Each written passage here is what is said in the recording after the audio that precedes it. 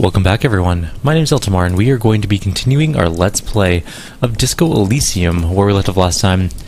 We were exploring sort of these little islands, I guess, sort of over here by this radio tower, and we were running out of things to do along here. I think we're going to go talk to people. I think that was what our goal was going to be at the end of the last video. In fact, I'm pretty sure of it.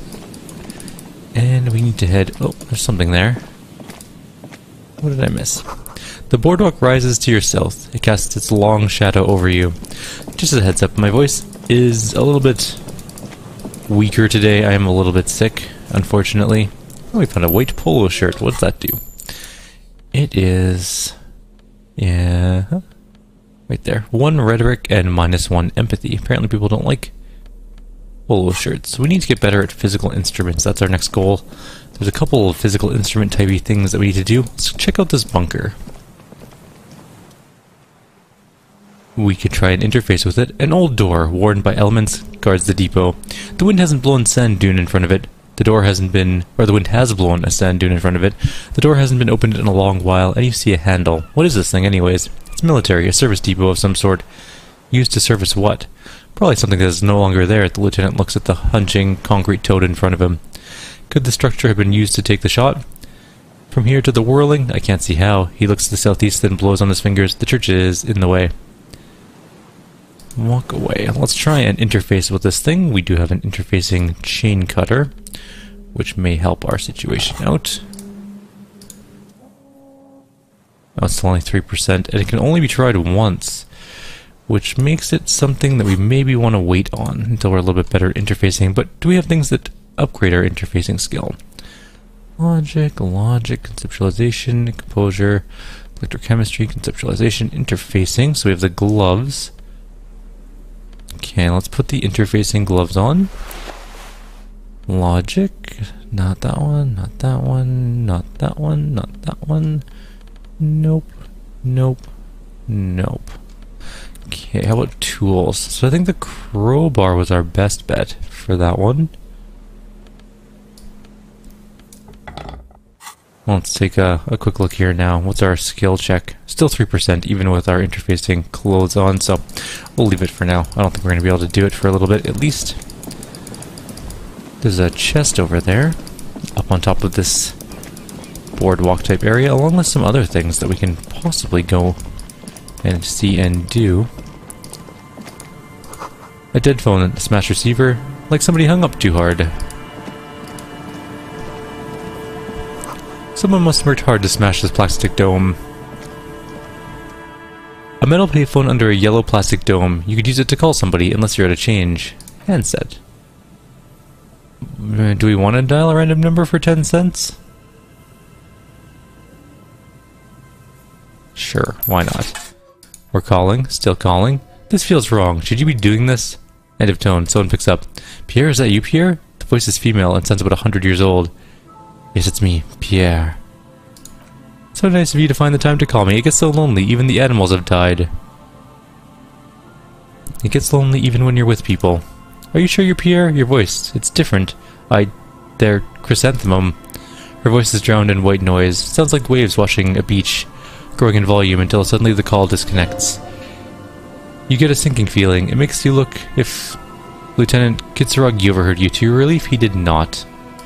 We're not going to dial any more random numbers just yet. It sounds like a money thing we don't want to waste our time on. Let's go up here.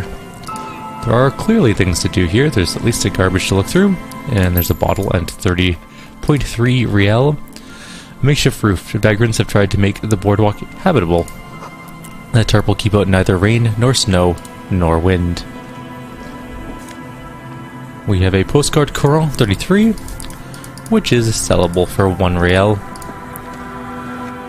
And there's some cash on the table. Let's take that. People just leaving their change around. That's 81 cents or 0.81 riel. A coin-operated weighing machine has been used for a decade. And there's some glasses. +2 encyclopedia. -1 perception.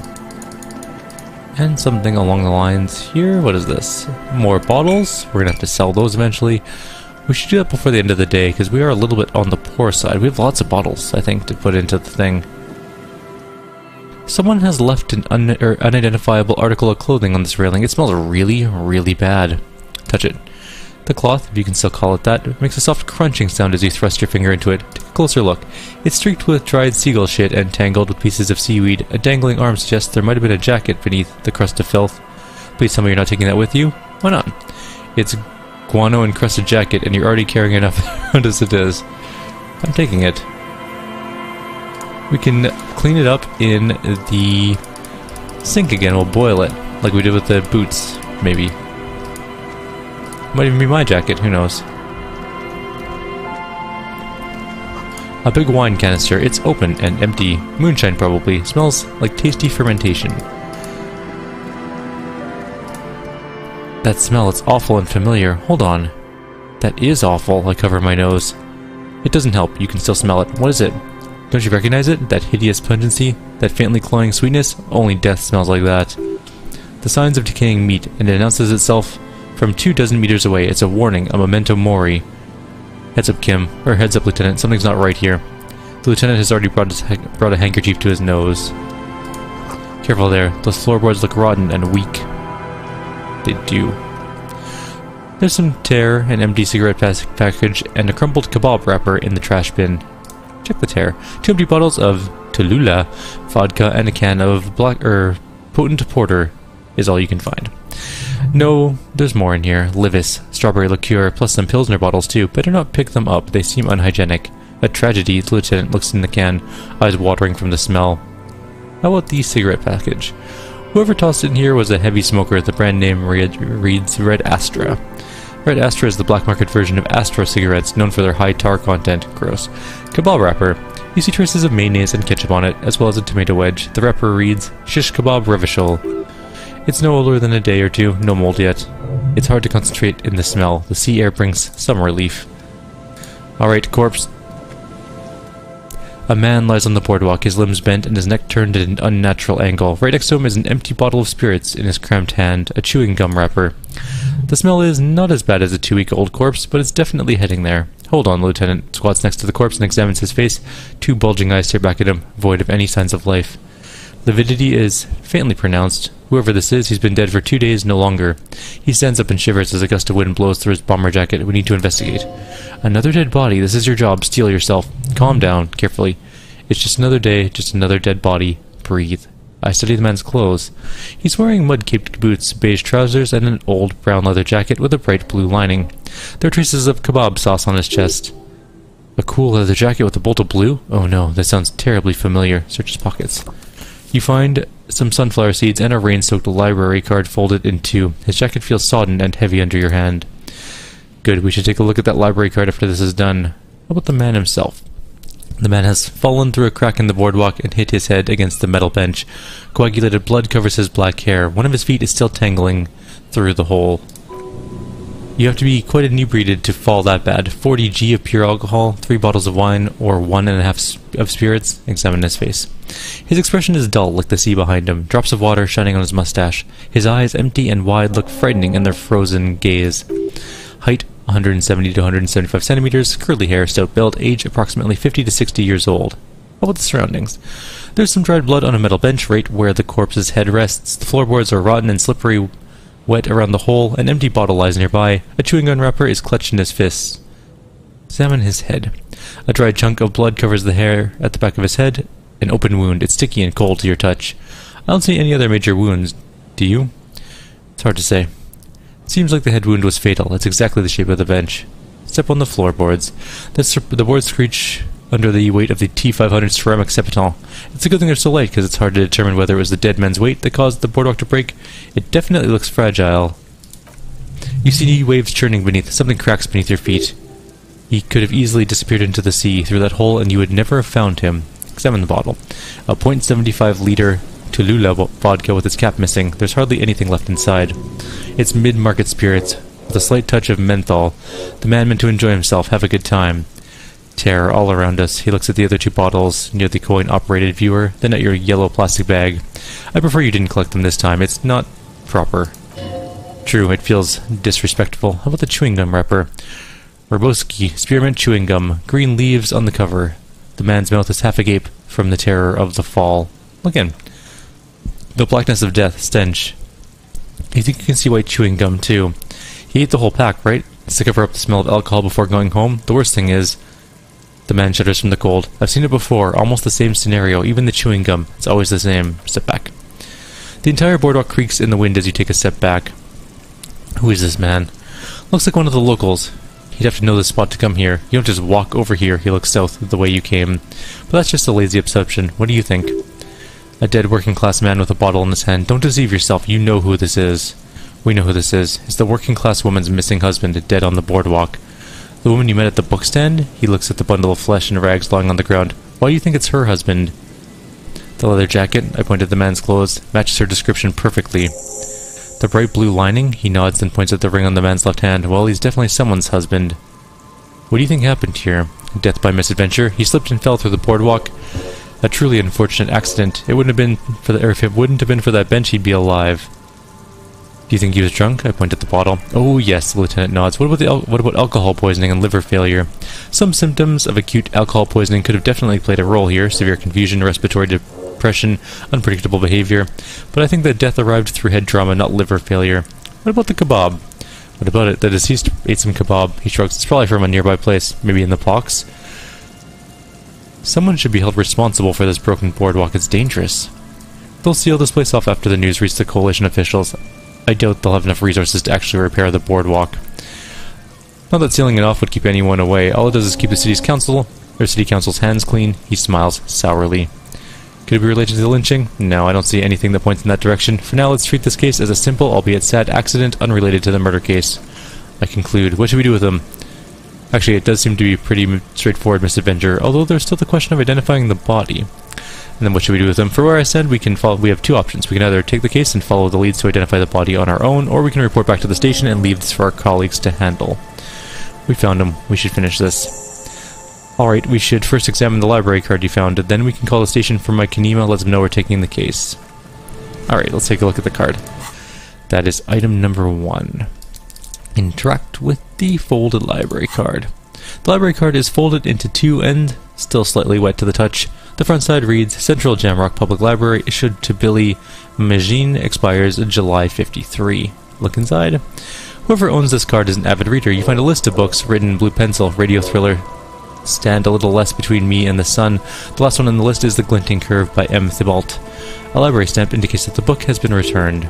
Most of the titles seem to be in the sci-fi genre. Some thrillers, too. How about the backside? If lost, please return the card to the library.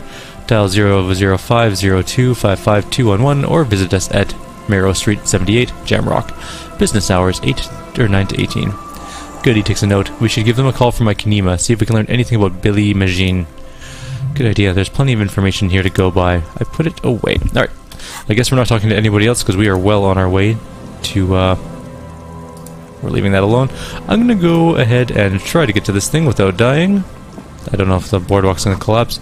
This coin-operated viewer has been out of order for years. Stop messing with the coin viewer and hold on to something. The wind is so strong. Wait, can I take the bottle? No, it's actually just part of the body. Okay.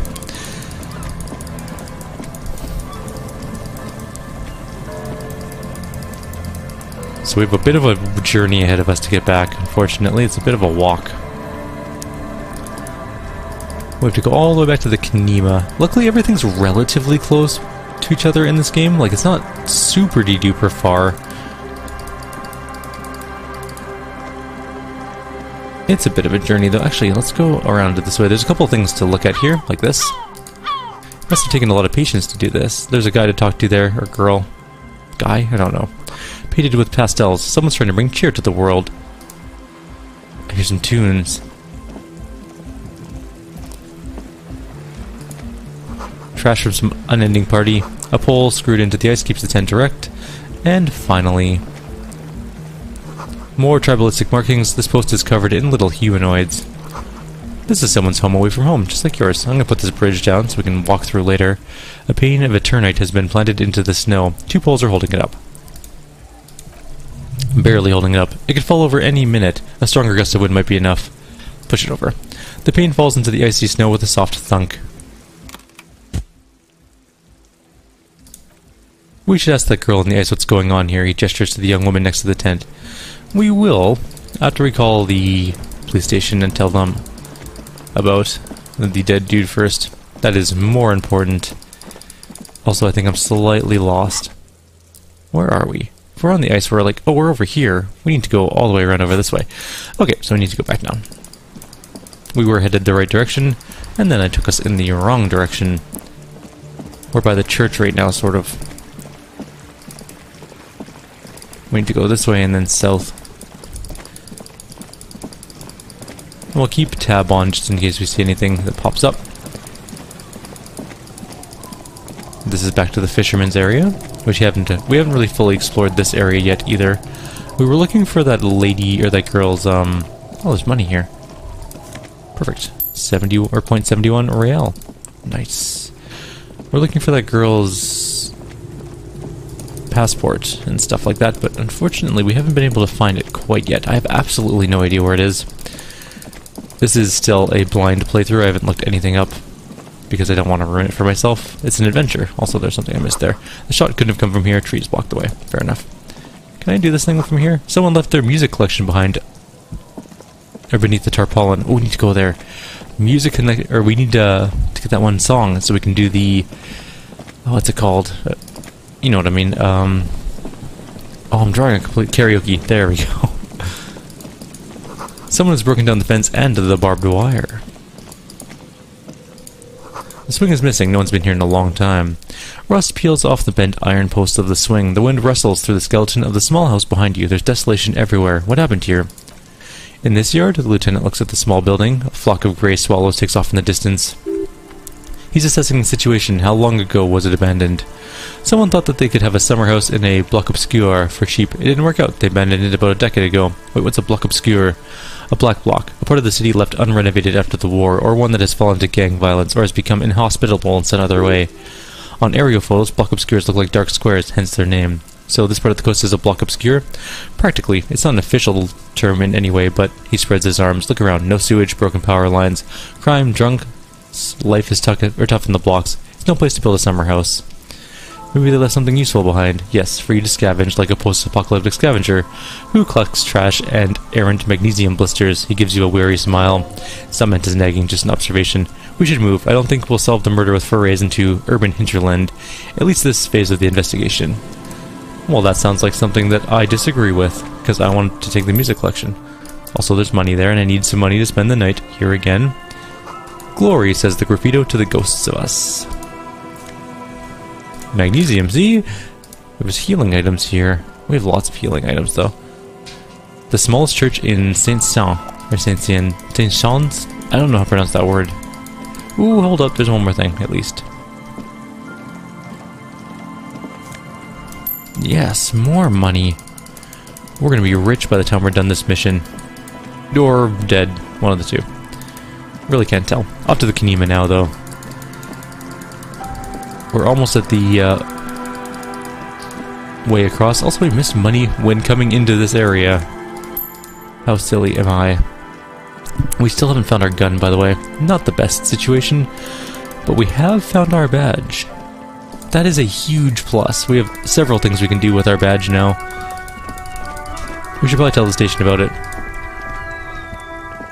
Let them know that we have our badge. We also have a song to play tonight. Inside use, yeah, with the radio, whatever. Okay. Please... Actually, I need to report a dead body on the Martinez boardwalk. One moment, you can hear her shuffling through some papers. Could you please describe the body, age, sex, cause of death? An unidentified middle-aged man, height 170 to 175, dark hair, medium build. Looks like he slipped, fell through a hole in the boardwalk, and hit his head against the metal bench. We suspect he might have been inebriated when he fell. There were bottles all around him and traces of vomit on his shirt. Any signs of violence? No, it seems like it was an accident. No field autopsy necessary, she repeats. You can hear her quickly typing in the background. What about belongings? Did you examine his clothes? He was wearing boots, trousers, and an old leather jacket with a bright blue lining. I found a library card in his pockets. Why isn't it letting... Any information on the library card? It's from Central Jamrock Public Library. It belongs to someone named Billy McGean. Good, you have a lead. Do you and Lieutenant Kitsuragi want to take the case, or shall I assign it to somebody else? We'll take the case. I have assigned the case to Lieutenant Kim Kitsuragi. Please follow up on his library lead to identify the man. We'll send somebody to take the body to the morgue. That's all for now. Thank you for reporting in. Is there anything else I can do for you? Can you connect me to Jamrock Public Library? Hold on, officer. I've got Central Jamrock Public Library on their line, and they've already introduced you to their librarian. Connecting the call in 2, 1. Yes, this is Central Jamrock Public Library here. A male librarian answers the call. How can I help you, officer? I'm looking for any information that you can provide on Billy McGean, a reader. Billy McGean, you said? Give me a moment. I'll have to check our database. He puts down the receiver. Yes, hello, are you still there? You can hear him fiddle with the printout. I found Billy McGean's home address. Is that alright? No phone number, unfortunately. Yes, that's fine. Here we go, sir. Rue de Saint-Ghislain? 33B, apartment number 20. It's in Martinez, I believe. Capeside Apartments. That's it. It says, that's all. That's where the smoker on the balcony lives, isn't it? Do you have any other information on Billy McGean? It says here that they returned their last book just a few days ago, but I wasn't at work that day. Do you know someone who was? Mary, he covers the phone with his hand and yells out to the room behind him. Mary, do you remember a reader named Billy McGean? They returned a Thibault book the other day. You hear somebody answer from afar. Yes, it was my colleague Marie. The librarian is speaking into the phone again. She says that it was Billy's husband who returned the book. He also asked for this new sci-fi release, Loose Radio 87, but we didn't have it yet. Something unpleasant twitches in your stomach. Can Mary describe to me how the husband looked like? Mary, a moment passes. She said it was an older man and that she was pretty sure he had a drink or two the last time she saw him. What was he wearing? 1 second. He turns away from the phone again and relays the question. Sorry, Mary wasn't really paying attention to that. So Billy McGean is a woman, not a man? How'd your colleague know that it was her husband? Mary knows Billy. She's been working here longer than me. Sometimes her husband returns some books for her. Do you know the husband's name? Sorry, no. Mary only knows him by sight. Thank you, that's all for me. I have no other questions. Happy we could help. Goodbye, officer. The librarian hangs up the phone, and the call gets redirected back to the station with a soft click. Anything else you need from me? Did you find anything more about the owner of those armored boots? Not yet, but I was able to convince the database people to share private sector information. They promised to get back to me by tomorrow morning. Did you have any other questions? Nope. That is it. Let's go talk to the... Oh, wait, hang on. We do have more things to do. Get back on the radio. Can you connect me to 41 again? Please hold. I'm happy to report that I found my badge, Jules. 10-4, sir. Glad to hear that. I'll write that down. There's no need to issue a new one to you then. Over. Feels good to get that off your chest, right? Celebration with beer? 10-10. That's it. We got our badge back. I'm super happy about this. This is good times. Let's go talk to the woman and see if she knows anything about her husband. We might be reporting... Oh wait, where'd she go? I wonder if she's at her apartment. We should probably go to the apartment, maybe?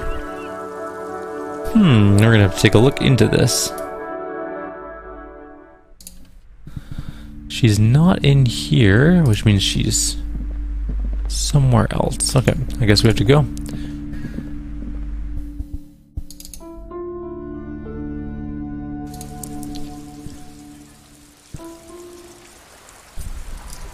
Oops. Didn't mean to click off the screen there. Let's go take a look. We need to find...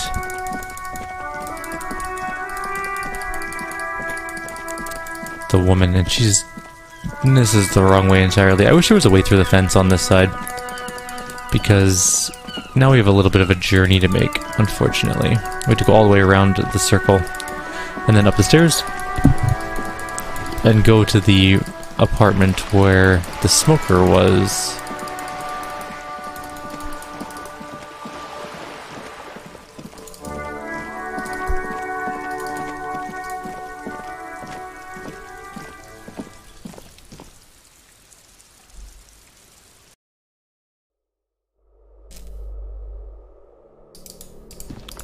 Out to the balcony. They may not be home, but we're gonna bust in anyways. Also, I don't think we've been in that door.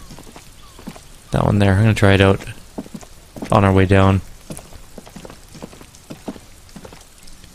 The door is made of metal and appears to be reinforced. Someone here really values their security. I knock. No one answers. Let's go. There's nothing more for us to do here. Huh.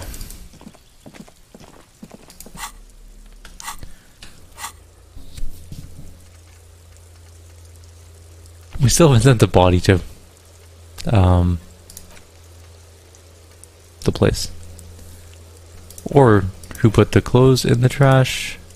We also don't know who the cryptozoologist is.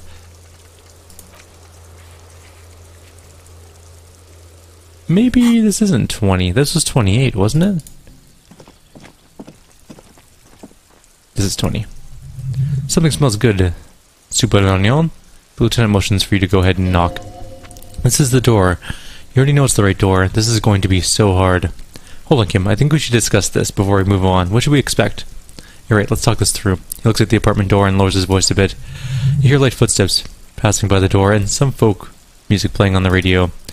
We have our first preliminary identification. In all likelihood, the deceased is the husband of Billy Magine. We need to confirm this, as well as deliver the death notification to Billy herself. Now, delivering a death notification is never an easy task. There's a reason why it's often called the most stressful part of our job.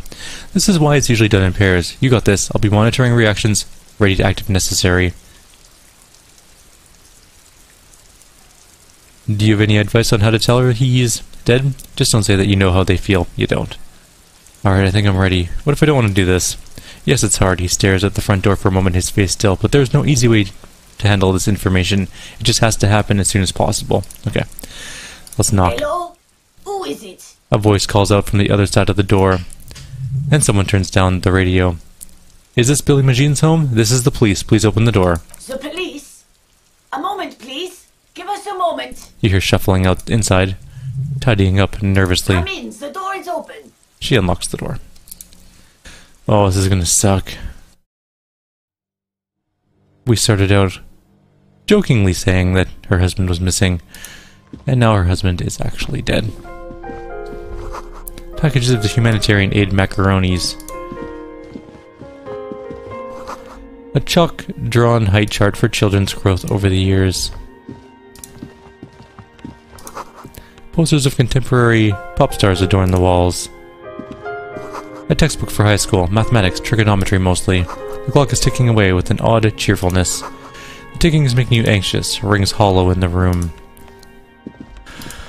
Oh, here we go. It's you from the book stand. Did you come to bring my cockatoo back? She smiles nervously before the smile vanishes from her face. I don't think I introduced myself properly. I'm Billy. Would you like something to drink? Or tea, lemonade? We're out of coffee. She looks around in the kitchen. The lieutenant has taken off his foggy glasses and he's busy cleaning them in his handkerchief for now. You're on your own here. Thanks, but I'm alright. Is this about Victor, my husband? Is he in some kind of trouble again? I can come pick him up at the station if that's what... She stops, her eyes trying to read the answers from your face. Something changes in her expression. No, this is something much worse. Is he in a hospital? How bad is it? How about some small talk before you break the news? So how have you been? How have I been? She shakes her head. You're not here to discuss me. What's this about, officer? Can't write a scene without knowing the actors. Ask more. Get comfortable around here. You live here with Victor, your husband, right? It's me, Victor, and the kids here, she nods. We have 2 daughters, Jenny and Jolie. Yes, I remember. You mentioned them at the book stand. Mm-hmm. They came home later. They're good girls. And where is everyone? I don't see anyone home. The girls are staying at their friend's place tonight, and Victor is out. He still doesn't come home? No, she stops. Do you have any news? To your knowledge, did he make it to the library? No, I guess I'll find out when he decides to come back home. She looks at the front door. Shouldn't be long from now. He's never gone for more than a few days. What was the name of the library? Oh, it's in Jamrock, the one at Marrow Street. I don't know the official name. Central Jamrock Public Library? Yes, I think that's it. Yes, that's the one on Marrow. What was he supposed to do in the library? Just to return a book of mine. Why? She looks at you quizzically. Why all these questions, detective? Did he... Was it The Glinting Curve by M. Tybalt? Yes, she becomes unsettled as she says that, her forehead scrunching in a worried expression. Remind me again, what was he wearing last time you saw him? His old leather jacket. Can you describe it? It's just your average brown leather jacket, but he bought it as a teenager, so... What about the inner lining? Yes, she stops. The lining is hand-sewn. It's blue. I tried to make the thing more weatherproof since he's running around with it in the middle of winter. There's something else I have to tell you. Here we go. We failed. I don't want to, but we have to. I don't want to do this. I slap my cheek. Stupid, just say it. Say what? She looks frightened. Officer, the lieutenant warns you. Too late, you ruined it. Just say it now. Your husband's dead. Excuse me. What did you say? She's in pain. She's in so much pain and so are you. Your chest is burning. Lieutenant steps in. We're very sorry to inform you, but your husband, Victor Magin, was found dead this morning from the Marnez boardwalk. Oh, she touches her neck, eyes pale like pearls in seawater. Oh, she says again, but he was just... She looks to the kitchen table where two cigarette butts are still on the tray. I understand that this comes as a huge shock. I want you to know that me and my partner, he points at you, are here for you if you have any questions. We're very sorry for your loss, ma'am. What happened to him? Tell me.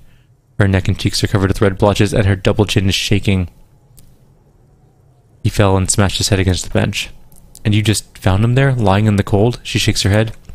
How long had he been there? For a few days at least. She doesn't reply. Her eyes well up with tears as she struggles to keep it together. You hear the clock ticking in the children's room. Is there anyone we could call for you? A friend, a family member, someone who could be here for you? No, she breathes it in. I just need to tell my girls. The air gets sucked out of her lungs suddenly. God, should I call them? Should I tell them to come home? Yes.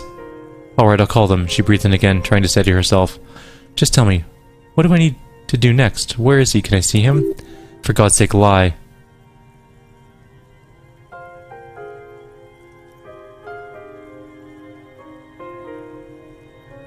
He's in the morgue. And who should I contact? He was taken to the city morgue. The local coroner will be contacting you shortly to arrange the funeral. Here's his number in case you wanted to contact him earlier. He hands her a leaflet with the morgue's contact information. Is there anything else that the RCM can do for you? No, I'll call you if something comes up. I'm still... She rubs her face, blotchy and numb. Sorry, I couldn't do this. I have a brain condition. A brain condition? You know what? It doesn't matter. I'll just leave. Again, if there's anything we can do for you, don't hesitate to call, ma'am. She just nods, distant and inconsolable. The bed springs rattle beneath her as she begins to shake. I'll take it from here, thank you. She points at the front door, breathing fast now, holding herself back. The lieutenant nods at the woman, then looks back to you, his voice lowered. We should step outside and talk. I set the library card by her and leave the room. Well, we did bad at that. We failed a couple of very important roles there. But that happens in these kind of games. Can't win them all. So, the death notification. The lieutenant says as soon as he left the apartment. That did not go well. No, it didn't. I'm sorry. I know I fucked up. It's alright, don't worry about it. His eyes wander over the streets. I'll call the station when we're finished for the day and let them know the name of the deceased. What about Billy and our kids? There's not much we can do for them anymore, I'm afraid. That's it? That's it. We should get back to our case. There's nothing more we can do here. Alright, let's get back to it then. He looks at you and... Officer, I've seen worse. This wasn't the worst I've seen, okay? Now let's go. I mean, it was pretty bad. And the fact that I'm wearing this outfit makes it so much worse. But that's where we're going to leave off. We're at 32 minutes, almost 33 minutes, so we'll call it here. Like always, if you have any suggestions or comments, please leave them below. Otherwise, I will see you all next time. Take care.